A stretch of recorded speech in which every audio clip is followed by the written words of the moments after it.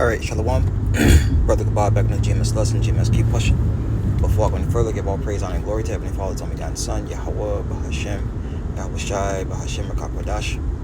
Double honors to our apostles, elders, great millstone for teaching us his truth according to the Bible and rule well. And now Shalom, now the sincere Akim, throughout the four corners of the earth, pushing this truth with diligence and sincerity and in charity. And now Shalom, to all you sincere followers, the true believers of Yahweh, Bahashem, Yahweh Shai, not just hearers of the word, but doers as well, you men, women, and children, the hopeful elect, Shalom.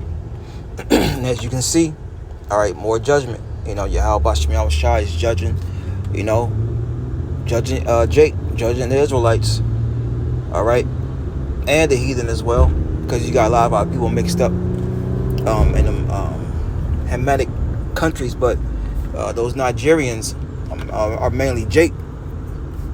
Trust me. I look. I had a couple of my so-called best friends in the world. All right, and them are straight niggas, man, straight niggas. But anyways, this is Amos 3:1. The point I wanted was in like 7, but I'm gonna start here. It says, Amos 3:1. Hear the word which the Lord Yahweh, right, all caps Yahweh, I have spoken against you, O children of Israel, against the whole family which I brought up out of the land of Egypt, saying, you only have I known. Therefore, I will punish you for all your iniquities. And the Lord is punishing our people, man. That's a lot of deletion and judgment that the Lord just brought over there. And Lord willing, the brothers over there, okay, that's prophesying, may the Lord protect him and his house. All right, but that's heavy, man. We're living in times where Yahweh Bahashem Yahweh Shai is laying a smackdown. And have they not heard? Yes, verily. Okay? This is Amos chapter 3, verse 6. It says, shall a trumpet? Let me highlight it. Okay? It's Amos 3:6. It shall a trumpet be blown in the city. Now, this word is a representation of the trumpet. All right? This is supposed to grab your attention. Shall a trumpet be blown in the city, and the people be not afraid? This word is supposed to scare the shit out of you, man. Because the Lord is speaking. Well, backs that up, Luke, the 1st chapter. Since the world began, the Lord's always spake through his men. It says, shall there be evil in a city, and the Lord have not done it? Oh, the torrential rains and flooding and, Mother Nature, blah, blah, blah. No, it's Yahweh Bahashem Yahweh Shai. Y'all gonna stop giving credit to nature. It's the Lord, man. Yahweh Bahashem Yahweh Shai, the one that's bringing these evils. Verse 7, surely the Lord power, right, Yahweh would do nothing, but he revealeth his secret unto his servants, the prophets. And the prophets are telling you, look, you Israelites, Isaiah 58:1, we're crying aloud, sparing not, lifting up thy voice like a trumpet, and showing thy people, right, the so-called Negroes, Latinos, and American Indians, their transgressions in the house of Jacob, their sins. And the Lord is definitely touching down, man. He's visiting. Going back to Isaiah 29. Let's get that. And it's not going to be a long lesson. Right? I meant to speak on this earlier because I believe this happened like Sunday. I believe it did. I just saved the clip. It's the book of Isaiah chapter 29 verse 6. It says, thou shalt be visited of the Lord Yahweh of hosts of armies, with thunder, with earthquake and great noise, with storm and tempest. And what do those storms bring? Flooding. Okay? And the flame of devouring fire. That's what the Lord's doing, man. Because a lot of those Nigerians are Muslim, all right, or up under some type of Christianity, man.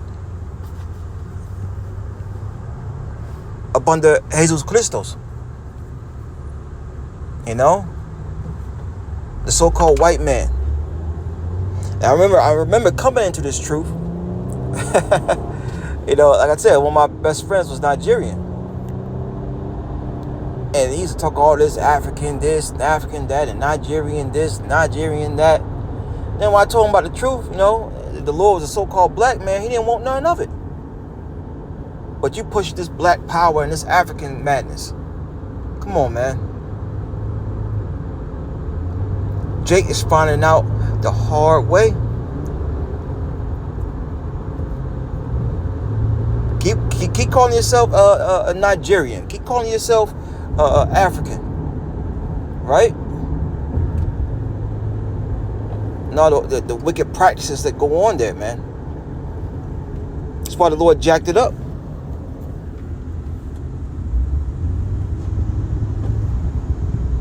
I'm gonna grab one more precept and wrap it on up. Just wanted to touch on that since we already in Isaiah. Cause see, matter of fact, I brought two more. This book of Isaiah, chapter 45, basic scriptures once again. Verse 7, it says, I form the light and create darkness. I make peace and create evil. Those were evil times. Those were evil times. E meaning time, ill meaning bad.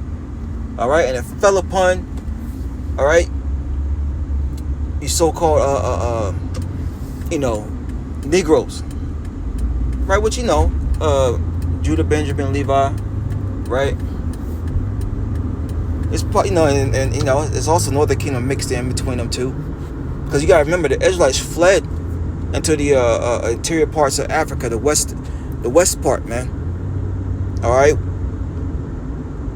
when we was being besieged, right, in 67, 69 A.D.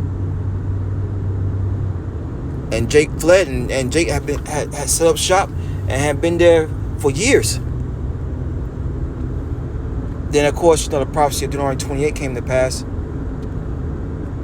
where Jake was being hauled off in the transatlantic slave trade, and one of the first ships that was taking Jake away was the good ship Jesus.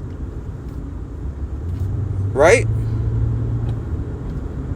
You got to be an asshole to be calling on Jesus in these times, man. A complete asshole, and you're a so-called Negro, Latino, Native American Indian, yeah. But anyways, the Lord said in Isaiah 45:7, I form the light and create darkness. Slakia, I make peace and create evil.